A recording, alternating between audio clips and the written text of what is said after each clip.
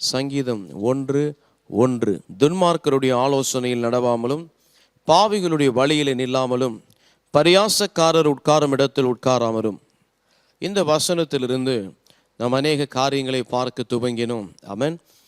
அதாவது ஆங்கிலத்தில் அற்புதமாக இது சொல்லுகிறது, Blessed is the man who walks not in the counsel of the ungodly, who stands not in the way of the sinner, who sits not in the seat of the scornful.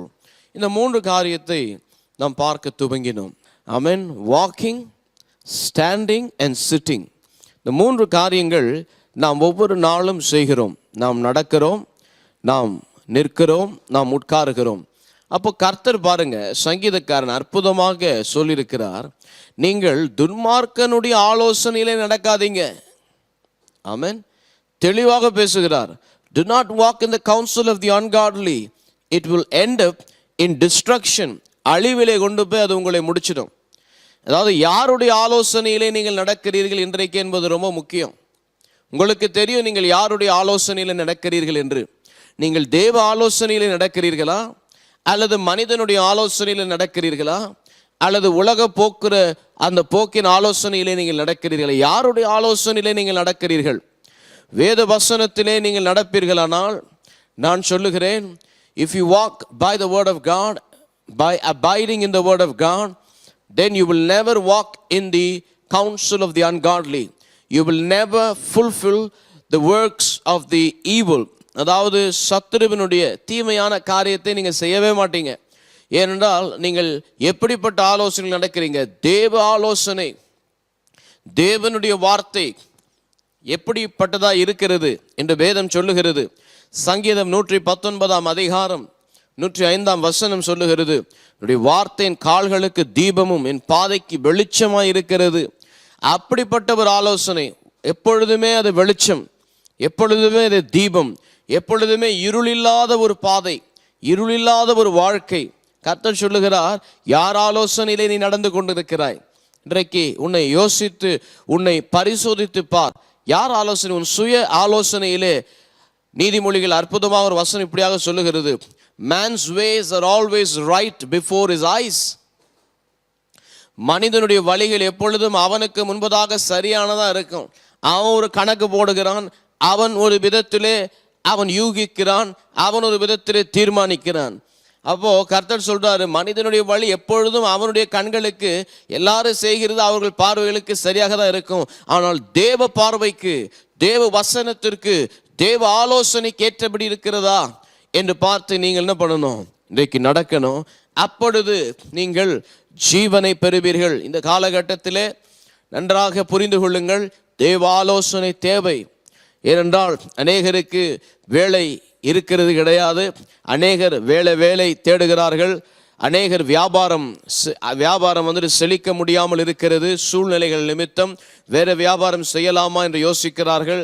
வேற இடத்திற்கு போயிடலாமான்னு யோசிக்கிறாங்க. வீடை மாற்றிக்கொண்டு சிலர் தேசத்தை விட்டே போயிடலாமா என்று யோசிக்கிறார்கள். சிலர் கிராமங்களுக்கு போய் இருந்து கொள்ளலாமா என்று சிந்திக்கிறார்கள். இப்படியெல்லாம் பல யோசனை இன்றைக்கு இருக்கிற சூழல் மனதிலே வைத்து கொண்டு சந்தோஷமா இறுதி காலத்தை நாம் கிராமங்களிலே சென்று கழித்து விடலாம், அல்லது வேறு தேசத்திற்கு எப்படியாவது போயிடலாம். பல விதமான யோசனை இன்றைக்கு மக்களுக்குள்ளாக இருக்கிறது. நான் சொல்லுகிறேன், உங்களுக்கு தேவ ஆலோசனையின்படி நடவுங்கள். சூழ்நிலையை பார்த்து நடக்க வேண்டாம். இன்றைக்கு இருக்கிற சூழ்நிலை நாளைக்கு இருக்காது, நாளைக்கு இருக்கிற சூழ்நிலை மறுநாள் இருக்காது. ஆகவே தேவனுடைய ஆலோசனையின்படி நடப்பீர்களானால் எப்பொழுதும் உங்களுக்கு ஜெயம், எப்பொழுதும் உங்களுக்கு வெற்றி, எப்பொழுதும் உங்களுக்கு சமாதானம், எப்பொழுதும் உங்களுக்கு சேஃப்டி. ரெண்டாவது, அந்த 1ஆம் அதிகாரம் சங்கீதத்திலே 1ஆம் வசனத்திலே 2வது அந்த பாகத்திலே நாம் பார்க்கலாம், பாவிகளுடைய வழியிலே நில்லாமல். கர்த்தர் சொல்றாரு, பாவியினுடைய வழியிலே நீங்கள் என்ன பண்ணக்கூடாது? நிற்கக்கூடாதாம். அல்லேலூயா. Do not stand in the way of the sinner. Hallelujah. இன்றைக்கு எத்தனை பேர் நாம் பாவிகளுடைய வழியிலே நின்று கொண்டிருக்கிறோம்? பாவியினுடைய வழியிலே நின்றால், பாவியினுடைய வழியிலே நாம் போனால் நம்முடைய வாழ்க்கை மரணத்திற்குள்ளாக சென்றுவிடும்.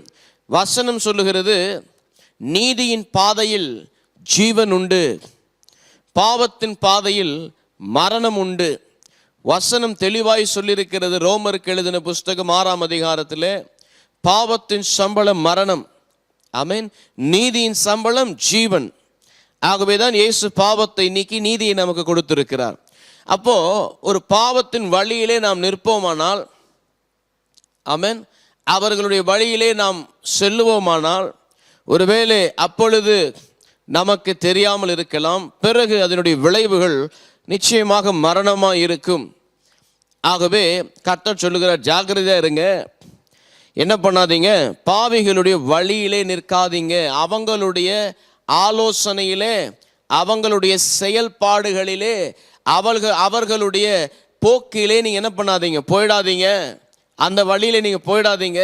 நீங்கள் நீதிமான், நீங்கள் தேவனுடைய ஜீவ பாதையிலே தான் நடக்க வேண்டும், நீங்கள் தேவனுடைய நீதியின் பாதையிலே தான் நடக்க வேண்டும். ஆமென். ஆகவே கர்த்தர் சொல்லுகிறார், ஜாக்கிரதையா இருங்க, பாவியின் வழியிலே போயிடாதீங்க என்று சொல்லுகிறார். பாவியின் வழியிலே நிற்காதே என்று தேவன் சொல்லுகிறார்னா என்ன? அவர் அதை என்னை மனதிலே வைத்து கொண்டு சொல்லுகிறார். பொதுவாக இந்த வார்த்தை வாசிக்கும் பொழுது, ஒரு தப்பு பண்றவன், ஒரு பாவ பழக்கத்தை செய்கிறவன் பக்கத்தில் நீ என்ன பண்ணாத, போய் நிற்காத, நீ நின்னா நீயும் போய் தேவையில்லாமல் அதில் சிக்கி கொள்ளுவ என்று பொதுவாக அப்படிதான் நாம் அந்த வசனத்தை எடுத்துக்கொள்கிறோம். ஆனால் தேவனற்ற மனுஷனோடு நாம் ஒரு இணைப்பை வைத்துக் கொள்ளும் பொழுது, தேவனற்ற மனுஷனுடைய வார்த்தைகளை, தேவனை அறியாத மனிதன், தேவனுடைய வார்த்தை அறியாத மனிதனுடைய வார்த்தைகளை கேட்கும் பொழுது என்ன நடக்கிறது? நாம் மிகவும் கலங்கி பயந்து விடுகிற ஒரு சூழ்நிலைக்குள்ளாக போய்விடுகிறோம். விளங்குகிறது நான் சொல்லுகிறது? தேவனற்ற மனுஷன், ஒரு பாவி பேசுகிற வார்த்தையை நாம் கேட்டுக்கொண்டு நிற்போமானால் என்ன நடக்கும்? அதை நம் இருதயத்தில் எடுத்துக்கொள்வோமானால் கலங்கி போய் நாம் பயந்து விடுவோம்.